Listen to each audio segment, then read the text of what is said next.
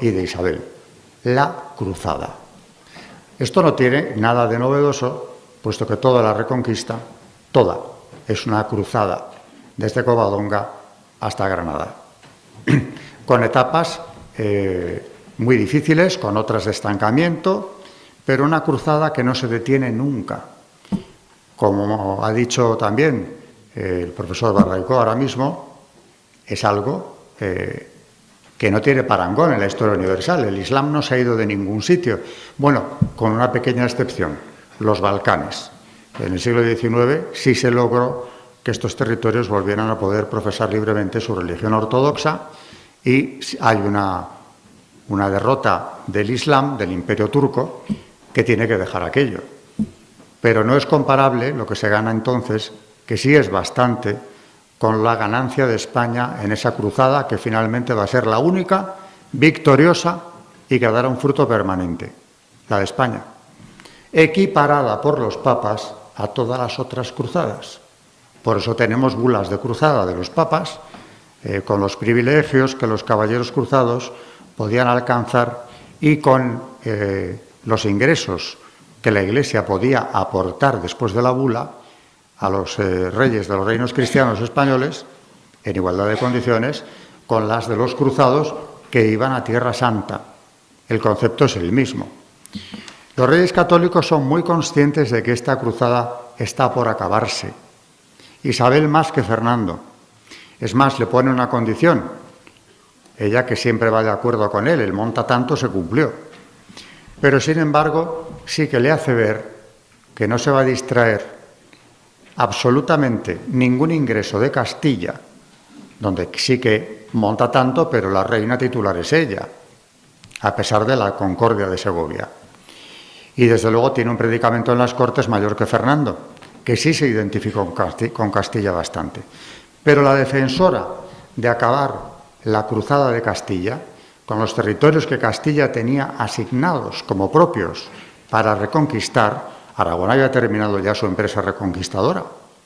Después de la reconquista de Valencia, Baleares, Murcia acaba siendo una conquista castellana, aunque estaba dentro del ámbito aragonés.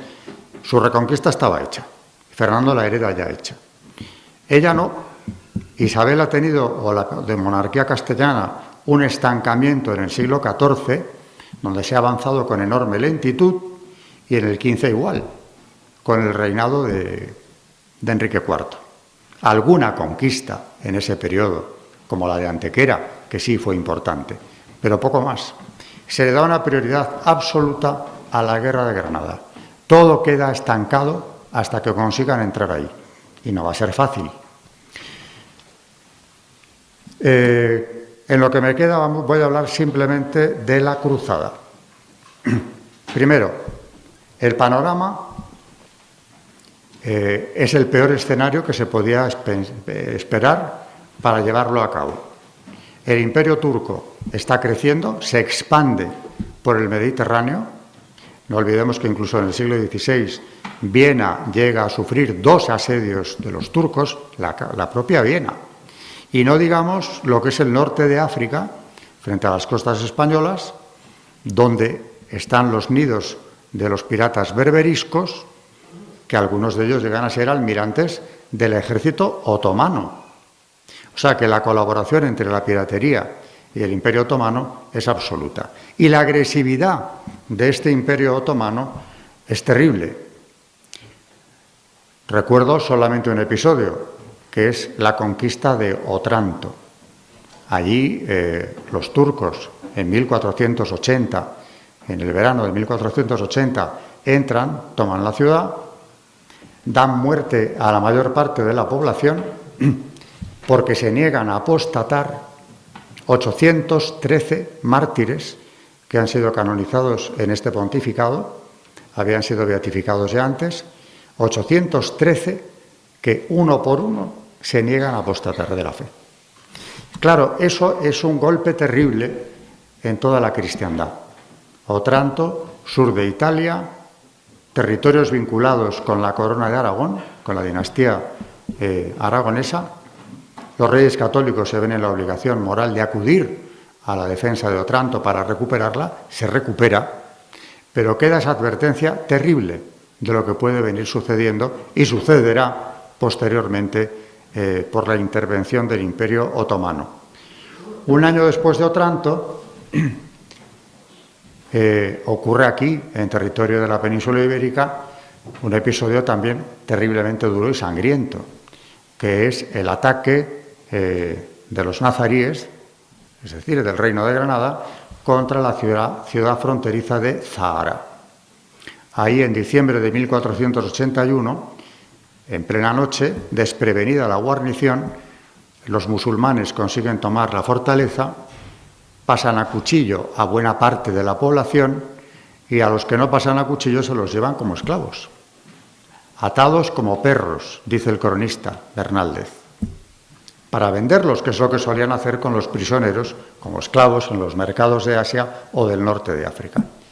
Esto, cuando ya se está preparando la guerra de Granada, va a ser un espaldarazo definitivo, porque claro, naturalmente siembra el terror en la frontera andaluza con el Reino de Granada y por otro lado la indignación.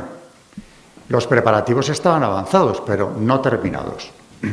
Y aquí se adelantan los súbditos de la corona, cosa que va a ocurrir luego en las cruzadas, que voy a relatar brevísimamente, porque para tomar venganza de lo que ha ocurrido en Zahara, uno de los principales ricos hombres de Castilla, don Rodrigo Ponce de León, marqués de Cádiz, se adentra con sus huestes en territorio granadino y toma nada menos que la ciudad fuerte de Alhama.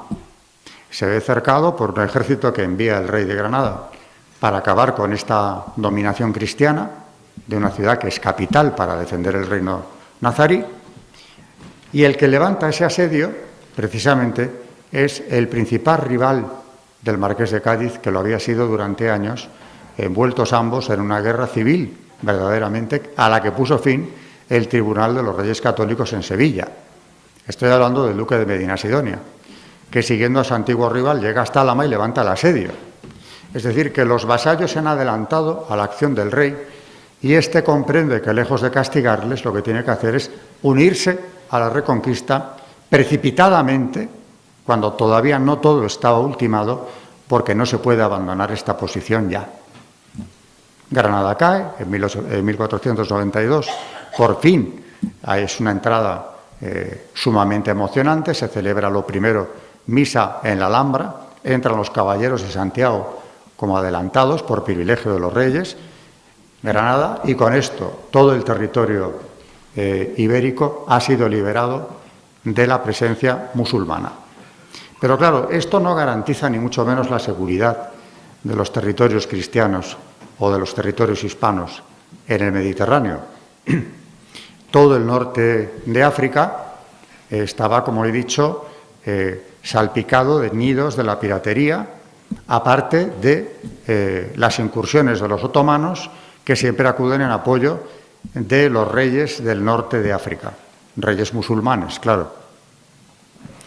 Aquí el designio de Isabel de haber vivido más, probablemente habría llegado a ponerlo en marcha también ella, y lo deja dicho, en esto Fernando está completamente de acuerdo, era la conquista de África. Todo el norte de África tenía que ser cristiano.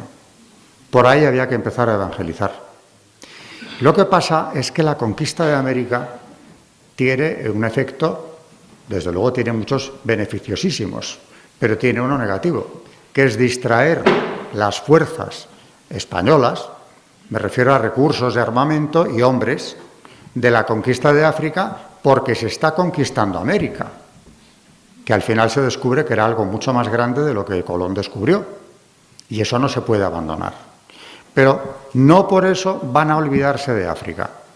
En el caso de África, se adelanta también uno de los vasallos de la corona, precisamente el alcaide de los donceles. Los donceles eran un cuerpo de caballería ligera formado por jóvenes nobles que habían servido como pajes en la corte del rey. Por eso se llamaban el continuo de los donceles de la Real Casa. Bueno, pues era alcaide, título que por cierto se hizo hereditario en su casa, en ese momento don Diego Fernández de Córdoba, marqués de Comares poco más tarde, que toma Mazalquivir, norte de África, hoy en día Argelia, precisamente como represalia o incursión de castigo contra la piratería berberisca, muy activa en esos momentos, que entorpece por completo la navegación en el Mediterráneo, con el consiguiente perjuicio para la economía de todo el Mediterráneo occidental, de España en concreto, con todas sus posesiones de Italia y las de la península ibérica. Mazalquivir es ocupado precisamente por 1505, unos meses después de la muerte de Isabel, por este alcaide que va a seguir allí precisamente sus operaciones de castigo, a veces con derrotas, porque las victorias en África, y esto va a ser una constante hasta el siglo XX, eran siempre de escasa duración, relativamente escasa, ya veremos, o por lo menos incierta, por varios factores. Desde luego, en el siglo XVI, por el constante apoyo otomano y también por la anarquía que impera en estos territorios. De momento, Mazalquivir va a servir como un primer eslabón. Estamos en junio de 1505, va a servir como un primer eslabón para esa cruzada africana que Fernando tenía pensado hacer. Y, por supuesto, va a contar desde el primer momento con el apoyo de Cisneros, de momento con el apoyo económico de la diócesis de Toledo, con el apoyo del Papa. Julio II llega a expedir una nueva bula de cruzada para la de los españoles, donde además, al referirse a Fernando, le llama fortísimo atleta de Cristo. Intenta que le sigan más potencias cristianas, no lo logra. Esta va a ser una cruzada estrictamente española y pontificia. Después de la conquista de Mazalquivir, viene la toma del Peñón de Vélez de la Gomera, que es el único territorio que hasta fecha de hoy, espero que siga siendo así, continúa siendo territorio español. De Vélez de la Gomera van a ir pasando después a territorios cada vez más hacia el oriente, pero territorios de enorme importancia, plazas muy fuertes, y ya aquí Cisneros se implica personalmente significa que va a acudir él a la conquista, dirigiendo a la hueste cristiana, en la conquista de Orán, aparte de los recursos enormes que aporta la diócesis, la corona y el propio Papa. La conquista de Orán es cosa de un día. Acude Cisneros, es él quien entra victorioso precisamente en esta plaza, y pocos días más tarde consagra las dos mezquitas de Orán, una en honor de la Virgen, Iglesia de Santa María pasa a llamarse, y la otra en honor y con el nombre de Santiago Apóstol. Sigue la expedición porque el propio Cisneros aconseja al rey que no interrumpa las victorias que llevan conseguidas.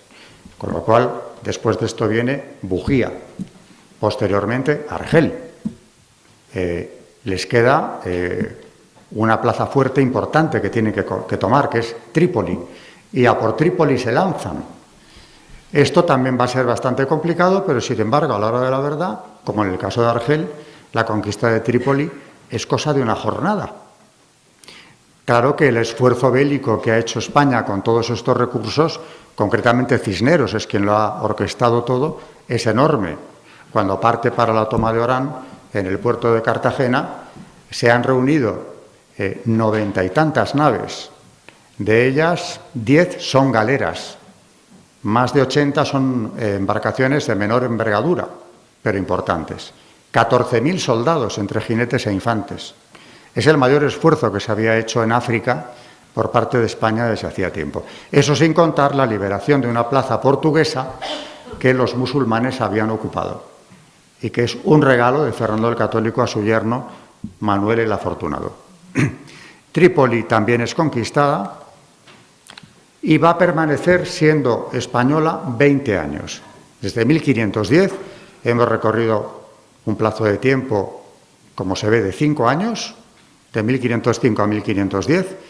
Trípoli desde ese año 1510 va a ser español hasta 1530. En ese año Carlos I se lo concede a los caballeros de la Orden de San Juan de Jerusalén, posteriormente caballeros de Malta, precisamente por la práctica que tienen y el probadísimo valor que han demostrado en reprimir la piratería en el Mediterráneo. De todas las maneras, algunas de estas plazas han permanecido bastante tiempo en manos de España. El caso, yo diría que más lamentable, es la pérdida de Orán, porque Orán fue conquistada por Fernando el Católico, personalmente por el propio Cisneros. Una capilla de la Catedral de Granada con las pinturas de Juan de Borgoña inmortaliza toda la hazaña de Cisneros, el desembarco del cardenal en tierras de África, y permanece en poder de España, eso es muy curioso, hasta 1791, donde España prácticamente abandona el territorio. ¿Qué está ocurriendo? Pues que España está ya afectada, diríamos que centrada en un problema gravísimo que está estallando en ese momento en la frontera del norte, que es la Revolución Francesa, que nos va a llevar a las guerras del Rosellón, precisamente y también contra el enemigo revolucionario en el sur de Francia, para frenar la revolución. Aunque bien es cierto que era Francia quien declaró la guerra a España. En cualquier caso, se sabía ya incluso antes de esta guerra que España no podía permanecer indiferente ante los sucesos de Francia. Y en este contexto, en plena Revolución Francesa, en un reinado desde luego trágico como pocos, el de Carlos IV, España abandona el oranesado, toda la región de Orán, que por supuesto era una plaza fuerte que garantizaba la posesión de las plazas fuertes españolas en el norte de África. Con esto, estoy hablando de la pérdida final, ¿no? Pero lo que sí es cierto es que cuando muere Fernando el Católico, en 1517, deja un panorama tan halagüeño para España como que él mismo escribe orgulloso que en varios siglos España no se ha encontrado en semejante fortaleza. Se ha conseguido la dominación de la costa norte de África, siempre con también derrotas. Por ejemplo, con esto acabo, aunque nos deje un sabor amargo, la derrota de la isla de los Gelbes, o de Yerba, que también se la llama así. En los Gelbes, quien dirige las operaciones, uno de los que dirige, sobre todo las tropas de Castilla, es el mayorazgo de la Casa de Alba, don García de Toledo, que actuó de manera temeraria. Él mismo pierde la vida en la conquista, que queda en tablas. De hecho, es una derrota cristiana donde los españoles pierden 4.000 hombres, lo cual de momento supone un parón en la expansión cristiana en el norte de África. Pero no olvidemos, y esto ya no forma parte de la conferencia, que a pesar de este desastre, Carlos I va a pasar el testigo después a Felipe II. Es decir, el combatir al Islam como enemigo permanente de la cristiandad, fortalecido por la mal llamada reforma de Lutero, porque los príncipes protestantes van a ver con buenos ojos, incluso Francia, la católica Francia, verá con buenos ojos el avance musulmán contra los estados de la Casa de Austria. El papel de España va a ser mantener a raya a todos los enemigos de la fe: la reforma, la herejía y además el Islam. El Islam, enemigo tradicional de España, va a seguir atacando las posesiones europeas durante todo el siglo XVI. Y como se nos ha ido el tiempo, yo acabaría solo con un apunte. Carlos I levanta el asedio de Viena y consigue mantener a raya al Islam, aunque cerca, en Hungría. Pero es que su hijo, Felipe II, es el artífice de una de las mayores victorias de Europa de la cristiandad contra el Islam, que es Lepanto, sin la cual, aunque luego siempre ha habido quien le ha querido quitar importancia y méritos a esta victoria, sin Lepanto la historia del Mediterráneo, la historia de la cristiandad, habría sido seguro, diferente. El propio Imperio Otomano se jactaba de que era una derrota, de segundo orden. Podían reconstruir la armada en poco tiempo, Decía el sultán que le habían rapado las barbas, pero nada más. Nada más y nada menos, porque no volvieron jamás a tener la presencia en el Mediterráneo que habían tenido. No desaparecerán. El Imperio Otomano se va a mantener en pie hasta el siglo XX, pero no será lo mismo después de Lepanto. Así que Cisneros es un